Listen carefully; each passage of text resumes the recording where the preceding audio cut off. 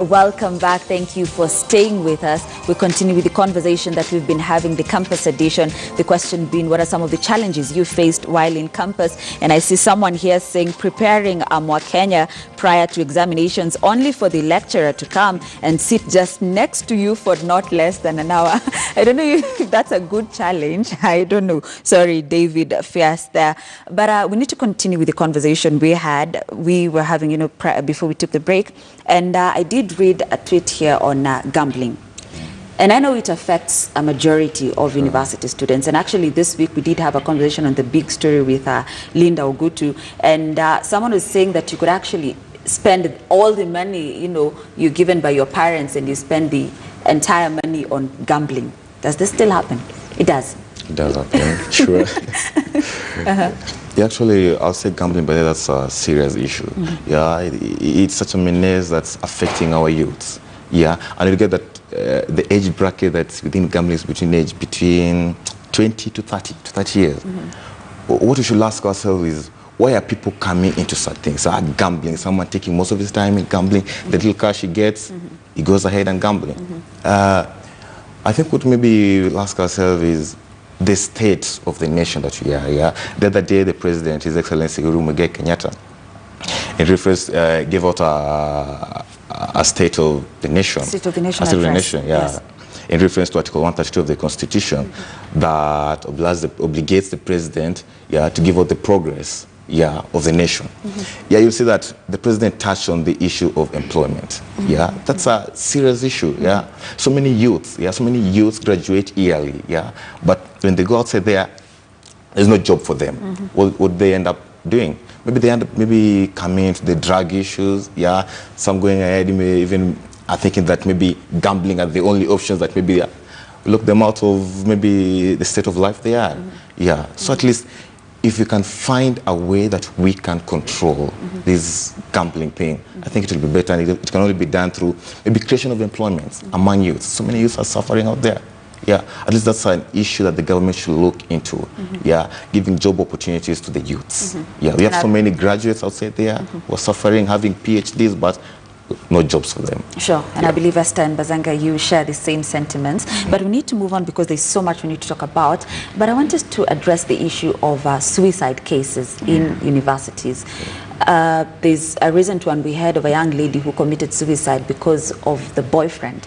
And you're just in campus, and we don't want to judge, but lots of the comments we were getting were that, you're still young, there's so much you need to see in life, beyond campus and everything. So let's address this whole issue of suicide cases in campus, Esther. I'd say first it's alarming. It's really alarming that the rates are going up day by day. I can actually tell you in the past, I think 2 weeks, I've actually known two young people who've committed suicide. So for me, it's a great concern. And I'm asking, where are we going wrong as a society? Because the students in the campus are a product of what they've been brought up with all their years, That's what I'm saying. Between 6 and 12, their self-esteem is supposed to be built up, but this is the time they go to school. And in the school, this is where you're told, mjinga, haujasoma vizuri, you're not number one. We're also in that system of competition. So what happens to the inferiority complex? It begins to go down. Even before that, way from birth, there's the issue of building trust. Yet we're in a society where that building of trust is not very easy. So by the time they're coming to campus, they already don't know who they are, because even through their adolescent stage, during the identity versus identity crisis, they don't really know who they really are. So you find this person goes to campus, they take a program because their parents have told them to take, let's start from there, or they take a program because they're being told it's marketable, yet they don't really know who they are. And when they start to face these life issues, which are supposed to be everyday normal life issues, like when a boyfriend leaves you, she's not the first, she'll not be the last, but how come she wasn't able to handle it? It just stems from the fact that this is not the issue. There was an underlying issue. And so we just need to trace back and see, where are we going wrong? How do we build these young people to be able to handle these issues in a way that they can resolve them, like I've said about loss, and be able to move forward, because even the losing of the boyfriend is a loss. So how come she wasn't able to handle it, you know? How comes when you lose, you take off and you don't want to come back? So we really, really need to look out for it. And I can't, at this point, I don't even want to give out the signs, because we are masking even the signs. I can't tell you this person will start talking about death, or this person will start giving away things, or this person will be sad, because we are masking it. You know, every morning we wake up, we are laughing, we don't are smiling with people, times. and then the next day you hear this person did this, and you're wondering, where did we lose it, you know? So we just need to be able to go back and build our relationships, go back to being very relational. We're not created to be technological, yet these guys have grown up with technology, you know? I think me and you played Kati outside, we fought, you know? But these guys were brought up with PS, technology. So they didn't know how to bond even and build relationships. Yes. So even when they have an issue, they don't know who to go to. They'll go to Facebook and post, and people will mock them, because that's what they've known all along. But we need to go back to the basics of being human and just building meaningful relationships. Because when they're going to campus, they're going to this stage we call intimacy versus isolation. And because all these other stages I've not been able to go through them successfully, I'll isolate myself. Therefore, I'm very susceptible to suicide. So as a society, we need to take this very seriously. Certainly. Yeah. Bazenge, have you encountered such, you know, in Daystar University? Not yet about suicide, but I know about depression. And one of the things that we are saying, it goes back to the value system. Yes. It comes to how our institutions, you know, operate. And you realize one thing, when you hear somebody has committed suicide, and they have they have a note there that it's because of the boyfriend, that's not the root cause. This is what just something that pushed them to find it, because the moment somebody has left me, I need to find somebody who is going to hold on. I need to find another hope. Why is it that we are not finding that? True. It means that in our value system, we have not been trained. We don't know what to do next when we find ourselves in such circumstances, and that's where the problem is. You realize when you go to campus, everyone is doing their own business. Some come to class, they leave, they go. And let me tell you, one of the biggest problem, because for me, I had around 2014, 2015, I had a lot of stress. And one of the things that I can tell you that helped me is because in Daystar we have this thing on every Thursday we have Bible study, and therefore there was somebody who was able to notice you're not okay. Okay, because in Bible study we do not just talk about Bible study and so on, but we interact with staff and students. The funny thing about when you're in depression, your friends around don't notice. And these are the people you can talk to. You can tell them the issues that you're going through. It goes back at home. How do you guys deal about these issues? You realize maybe nobody cares. You come to the house, your dad comes at 8, wants to leave. As long as they have given you money, they think that's enough. So it's about the value system. And I can tell you, this value system from family, you come to church, mosque if you're a Muslim and so on, you come to campus. What are the campus universities doing? You know, these are the people who are releasing us to the market, but you realize they are interested in what? As long as the lecturers come to class, that's it, they're done. Sure. After finishing that, as long as you're paying school fees, they're done with you. They don't care. And that's where the problem comes from. So as long as, and then the other thing about our country, where we think of competition, everything's about competition. I want to be a billionaire, so I'll do what it takes. I want to be on the top. There are people who think you just found yourself being a presenter in. True. You know, these are the things you guys need to be talking about. Yes, yes. On your social media, you need to be even telling people, you know, these are what we have gone through to get here. So people think, you know, they wake up and they're like, wow, I want to be at KTN. They don't know you have gone through a process. We need to learn a process. We need to learn that there are challenges on the way. And, you know, we are the one who will influence this. So I think that's where the problem is. But I believe in Kenya, we have started talking about process. This is where we are going. And for us, even in our university, we are now pushing that the process must be very clear. Right now we are talking about, don't just come to class and teachers and then go. We need to have an interaction. The 3 hours is not just about lecturing and giving us material. By the way, you can go to the library and read and, this thing. There are people who do online courses. They don't have lecturers every time. So that's what we need to do. We need to know that people's relations are important. True. That's the cue. Yeah. Joshua, I need to get your thoughts on this. I think that's whether it's an issue, and actually most of what I'd like to say is that most of the suicidal cases come due to depression or maybe peer pressure. Yeah, you get maybe someone wanting to live someone else's life. You're in campus, you have different classes of people. Yeah, that happens a lot in campus. Yeah, sure. Yeah. So you get someone is like, yeah, I want to be like Nani. So he ends up maybe thinking about it. So how will I make it about this and this situation? But what I always advise my friends is that at least try have that friend of yours, a close friend, whom you can consult anything. You like someone whom you can't hide anything from him or her. Yeah, but it's good to have those close friends. Yeah, at least when you have any issue that's eating you up, you go seek advice from them. Yeah, it's so good. It helps a lot. And what I'd like to say is that at times also reading the Bible helps a lot. Yeah, there's a time I was so depressed. I think it was I can't remember what the issue was.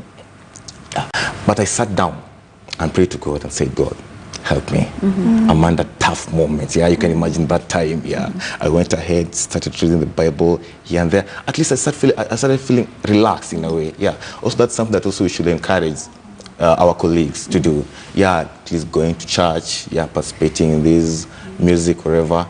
So such things, at least they help you relieve yourself after having a long time. Yeah, sure. And there's something that, Esther, you said earlier on, and I think we need to engage, especially the parents, in this. Because again, early this week I was having a conversation with a friend who told me that she wants to pursue mass communication in Daystar, actually. But the parent is totally against it. He says there's no, the job market, especially for journalism, it's not there. And he actually wants her to pursue nutrition. Yes, nutrition. But she doesn't want it. She's not passionate at all about nutrition, and you can wonder the kind of nutritionist she's going to be if indeed she pursues nutrition. She has the letter of admission from Daystar. She should actually be enrolling, for the May intake, but the father is totally against it. Sadly, as parents, we like to live our dreams through our children. That's one thing. So lack of self-awareness, lack of, as parents, having accepted who we are. I keep saying if I accept myself as who I am, it's so easy for me to accept another person.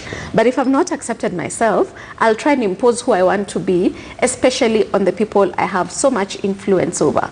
So as parents, we need to first know who we are, and then help our children know who they are, and help them cultivate their talents, and help them be the people who they were created to be. Not everyone was created to be a doctor. Not everyone was created to be a lawyer. Not everyone was created to be these top flying jobs. I keep saying, look at football players. They didn't even have to really go to school. Fine, they went through school because it's society's expectations. But these are people who are making millions, more than even a doctor who went for 7 years in med school. But take this footballer and take them to the surgery ward. How many lives will they lose? How many people will they kill? Because that's not who they were called to be. So as a society, we need to just embrace who we are first. Society is me and you. So if I accept myself, I can accept the other people in the society. So as a parent, I need to make peace. Sometimes I'm very tough on parents. I'm like, please stop trying to live your life through these children. They are who they are. Let them know who they are. Let them understand their abilities and let them grow. It doesn't matter if the market is flooded. If that is where they're supposed to be, they will shine. They will grow and they will thrive. But you also need to let them know that it will be a process. They'll not wake up one day and find themselves on set, I know a bit of your story, so yeah. So they need to also understand that, fine, you want to do mass comm, it will not be easy. Fine, it is flooded, but you have to fight your way through it. And if you're sure this is what you really want to do, then I think the parent needs to make peace with that. Otherwise, this child, I've had quite a number of cases where children go to school, they get the paper and they take it to the father, or some actually enroll for the program, and they never go through it. And then after 4 years, that's when the parent realizes, what just happened. And so when they come in, I'm able to allow the parent understand and accept who they are, so that they can be able to accept the children. Yeah. Joshua, you said you're pursuing law. Yeah, sure, right? exactly. I don't know, did you experience this at some point, or do you no, know actually. a friend who has? Actually, law, it was a passion since I was young. Wow. Yeah, Wow. yeah, it's something that I had in mind that I have to pursue law. Yeah, exactly. Sure. Kazanga?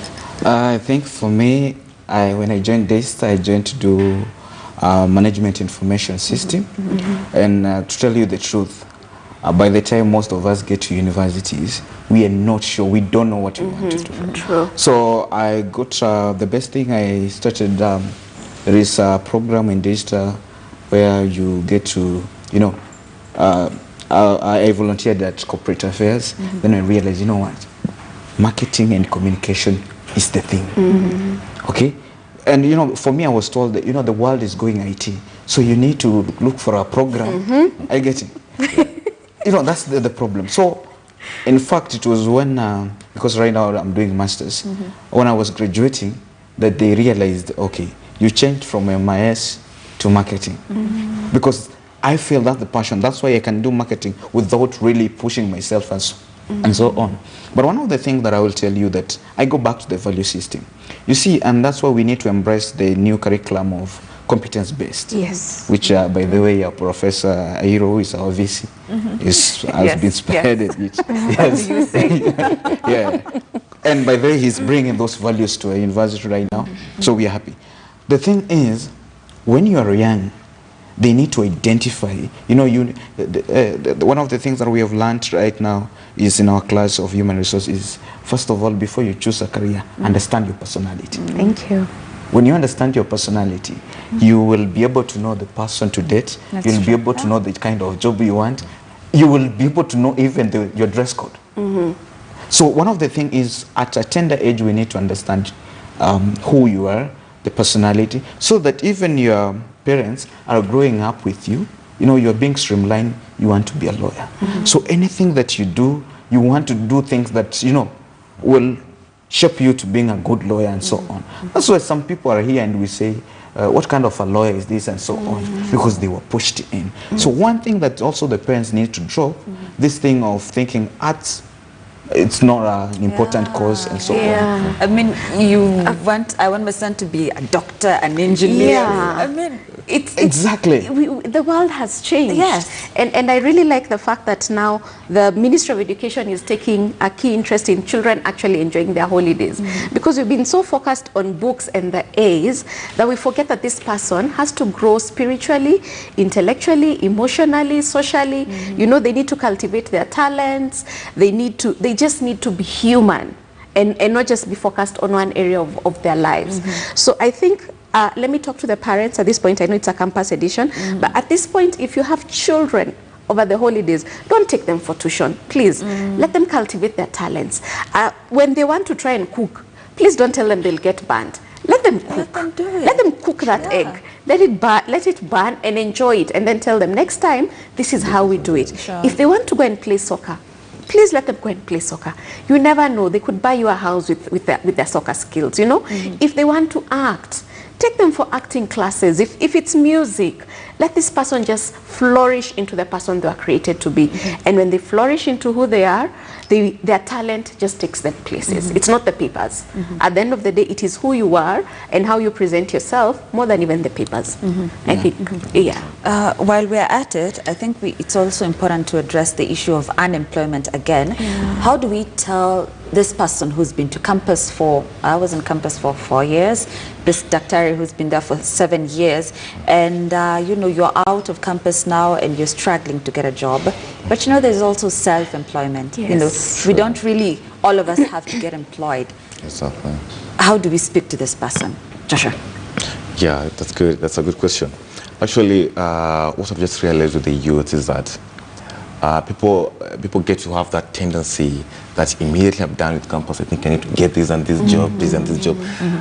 All they think about is, if I'm getting this job, I need to get payment. Yeah. My advice to the youth is that at least let's try. There are these volunteering groups. Yeah, there's because you see, we've got very rich guys, yeah, business guys who have made it in life. Yeah, they started from being as simple as just volunteering, yeah, doing something. You see, if you look at the history of Obama, yeah, he was a volunteer, I think, in the city of, in the state of Chicago. Yeah, so at least for, as youths, let's not have that tendency of mind that when I'm done with campus, I need to get this job, a good paying job. No, A white-collar job. Exactly, yeah, that's not the way. Yeah. At least try, maybe if you can volunteer and do this and this, and also let's try be entrepreneurs, yeah, being your own boss. Yeah, that's also a good thing. Yeah, coming up with businesses. Yeah, you'll end up also employing other people. It's true. Yeah, it's sure. true. And it's okay to start small anyway. Exactly. Just don't remain there. True. Esther? I think it goes back to the value system of the society where we've been cultured, we're going to school, you get employed, you retire, you know. I think we need to change the mindsets. True. We need to cultivate in our children. If you see an entrepreneurial spirit, start cultivating it in them. There are people who will definitely always be employed. I keep saying also entrepreneurship is not for everyone, but you need to go back to the basics of understanding who you are, what your capabilities. Are you a risk taker? Because also that goes with your personality, or are you someone who plays it safe? But as a society, we need to stop looking down upon the what we call the blue collar jobs, you know, because I've finished campus, I can't start driving Taxify, you know, because I've gone to campus, I can't go and farm. Yet some of these jobs are the best paying because I've gone to campus, I can't do 1, 2, 3. It's a society mindset. I think we need to embrace that culture of start from down and grow up from there. Whatever you find your hands to do, as long as it's legit and it's something building you, we need to embrace it. But it goes back to society values and how we bring up our children. Yeah. Bazange, Yeah. is there a program in your, in your institution to, tell people that you could, yes, complete your course and graduate, but you're not guaranteed, to get a job. So how do you cope with this? Yeah, one of the things that first of all, I want to denounce this statement I've heard around that you need to start business. Let me tell you, I've tried. Business is not for everyone. Thank you. Yeah. This is what you need. And I talk about personality. You need to understand, do you want to be a career person, And when you want to be a career person, you need to learn the patience. That for you to get to a CEO, there are stages to get to that. For you to be your own boss, by the time you have people, there are stages to that. Some of us, one of the things that I found in our university, we find that some students, before you graduate, you have a job. Now, this was funny for me. Before I graduated, I had a job. When I was almost graduating, I lost the job. I get it? So this is what I'm telling you, that opportunities come differently. One, you need to be patient. One, you need to understand what do you need to do to get where you want to be. Some of us want to get here. There was a time I was just thinking of, I need a salary of 250,000 until my lecturer taught me that, even if you give you 250,000, you will go mad. Yeah, there is another class And that it's never enough. Yeah, it's you never get to enough. 50, you need 500. we were being told that we got somebody who was once a HR for KQ and was telling us there was a time he was getting these guys who are 22, they just finished their pilot, and they're getting 700K. Now these people were into drugs, they were messing themselves up and so on. You need to know there is levels in life. That patience, when you graduate, there is what we call graduate or whatever you call internship and so on. Jobs that we will get, then they'll be paying you 15,000. Some of us have been paid even 6,000, and at the same time we have some bills to pay. And therefore, we need to learn that patience. Let me tell you, the most, it's not even employment that is bringing issue. It is we want to get there fast. Because employment and unemployment has been an issue before we were born. Okay? True. So that's one of the problems that we have. The other thing is, this country needs to change.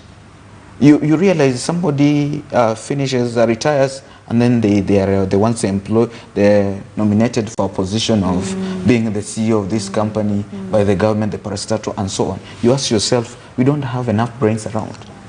So we need to know that we stop being greedy. Number two, patience among the youth will help us. Because let me tell you, sometimes it's not even the employment we're talking about. I know very many people, and some of us included, who just walk up and say, you know what, I'm done with that job. It's not, those are the things. And those are things that are affecting the youth right now. So I know most universities are going the way of business, having business hub and so on, but not everyone is for the business. True. Okay, so we need to, what my colleague said, volunteer. By the time you're there and then you realize, you got a job and so on, but patience, you will not get, like there are people who graduate and they have a job. There are people who will stay a year. Talk of, finally talk about Obama. Obama becomes president before getting to 60, and Trump gets presidency at 70. So opportunity present differently, just know how to go around it, and you'll get where you're going. Certainly. I need to get your closing remarks now. I'll start with you, Joshua. And while at it, there's a question here. Someone is asking, how can those who did not make it to the end of their career studies cope up with life out of campus? So maybe you could tie that in your closing remarks. 30 seconds. 30 seconds. Yes. Yeah, actually what I'd like to tell the youth is that in life is a matter of hustling. Yeah, and at least we need to have that patience. Yeah, patience is a key thing. Also, we need to persevere in life. Perseverance shall make you through. Yeah, because what I understand with youth is that youth tend to be having that set of mind that we need to make it very fast in life. Yeah, that's not the case. In life, there's progress. Yeah, it's like a life cycle. There's this stage, and that. Yeah, so what I just like to tell the youth is that in life, it's a matter of hustling, and in all you do, let's keep God first. Exactly. Certainly. Bazanga, let me go to you first. There are those who will drive even before they get to the age of 18. There are those of us who will drive when we are retiring. There are those of us who will never drive. But all of us must be happy in a way. Wow. Yeah. Wow. Esther. To the person who sent in that remark, I want to tell them that it's not the papers that will take you where you want to go. It's your mindset first. We have people like Mark Zuckerberg and this guy from Microsoft, Bill Gates. They don't have degrees, but look at what they've done. It's about your mindset, So with where you are, accept where you are and start building yourself slowly to where you want to be. And eventually you can even go back to campus. It's never the end of life. And also, let's not compare ourselves to others. Let's take our journeys as they are, but that journey of becoming who we truly are supposed to be begins with knowing who I am, accepting who I am, and knowing what I want to be, where I want to go, and just being focused on my own personal journey. Yeah. Wow, that's a good place to end the conversation. Thank you so very much for joining me. Joshua Ayeka, President Kenyatta University, Tambawa, psychologist with Amani Counseling Center, and Bazenge Arnold, Secretary General, Daystar University. Thank you so much for honoring our invitation. We've come to the end of the conversation.